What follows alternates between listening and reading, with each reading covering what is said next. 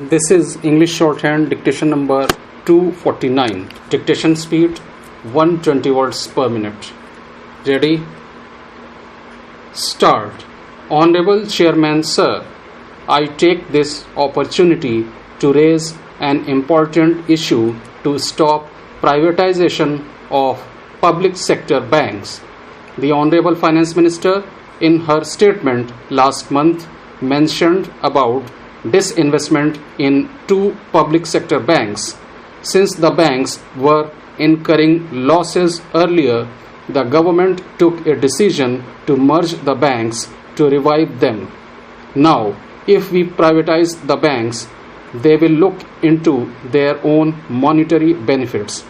They may sanction crores of rupees to their sister concerns and their allies.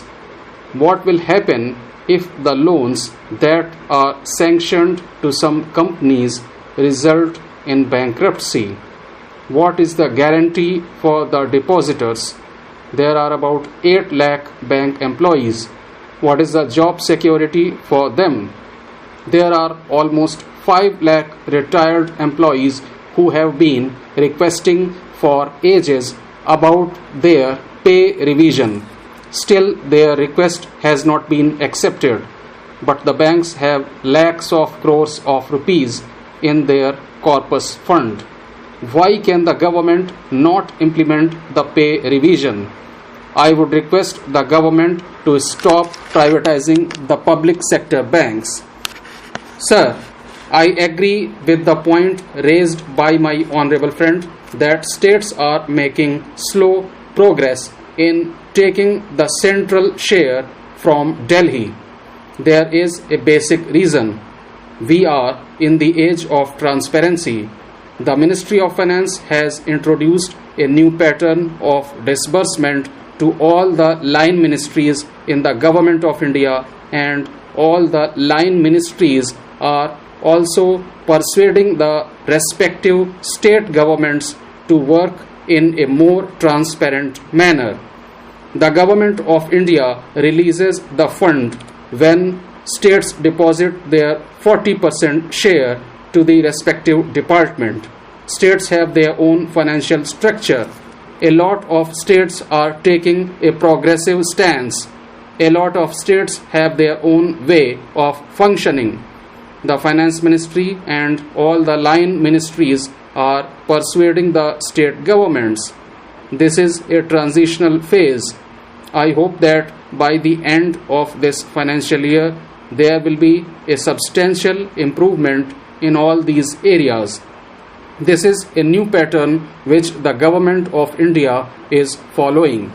This money belongs to the common man of this country. Every penny has to be spent in a transparent manner. This is the effort of our government. Most of the state governments are cooperating. Gradually, it will improve. The states have to adhere to the financial discipline as jointly agreed by the Government of India and the states.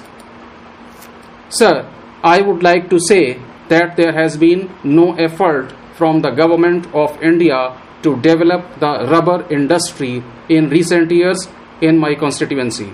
Natural rubber is one of the most important plantation crops grown in my constituency, and most of the people are depending on rubber plantations for their livelihoods. Among the various demands, the establishment of a rubber research center takes the first priority. In this regard, it is understood from the district authorities and the concerned officials in the state government that a series of efforts have been made in the recent past. Based on the request from the Rubber Board, around 166 hectares of land area has been identified in my constituency. The identified land has been offered to the Rubber Board for a minimal annual lease amount of rupees 10 lakhs. However, the Rubber Board has kept the matter pending for want of approval of the recurring expenditure of rupees 10 lakhs being the lease amount for the proposed land. I urge upon the Union Government to issue the necessary direction to set up the Rubber Research Center in my constituency at the earliest.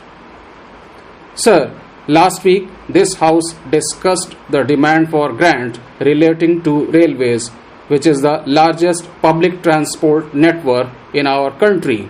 Several honorable members expressed apprehensions on the impact of privatization of railways by the central government.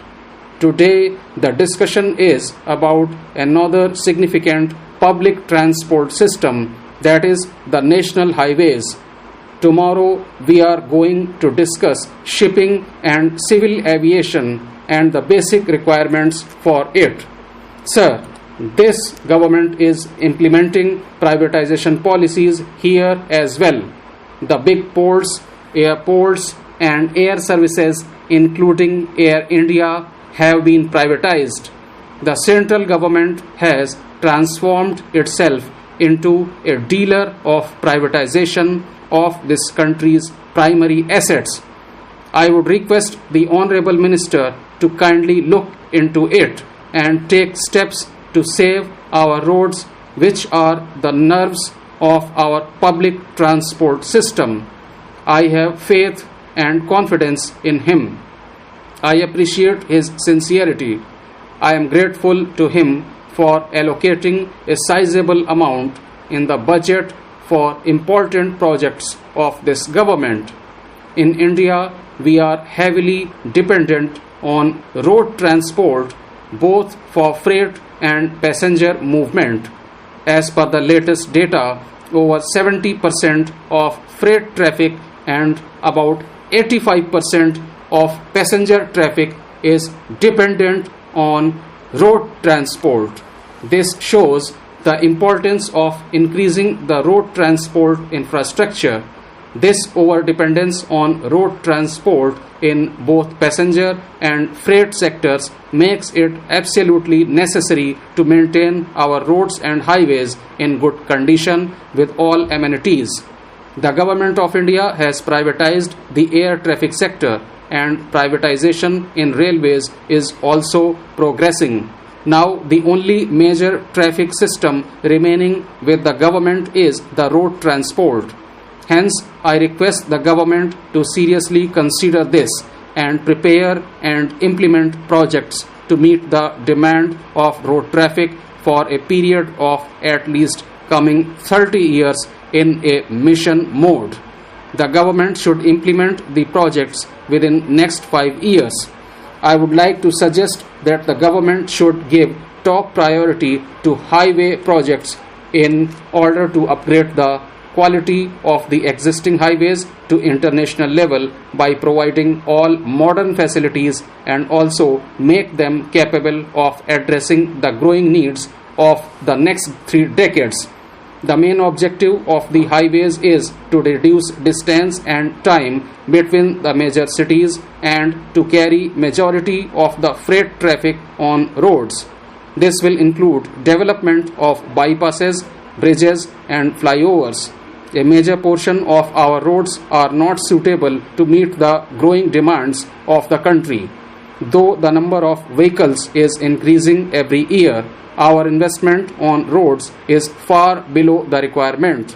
As a result of this fast vehicular growth and insufficient roads with poor conditions, the number of motor accidents has increased. At present, the increasing number of road accidents and casualties are a major concern. India ranks first in the road accident deaths. The government should take immediate steps to control this situation. Imparting awareness to drivers and the public is essential.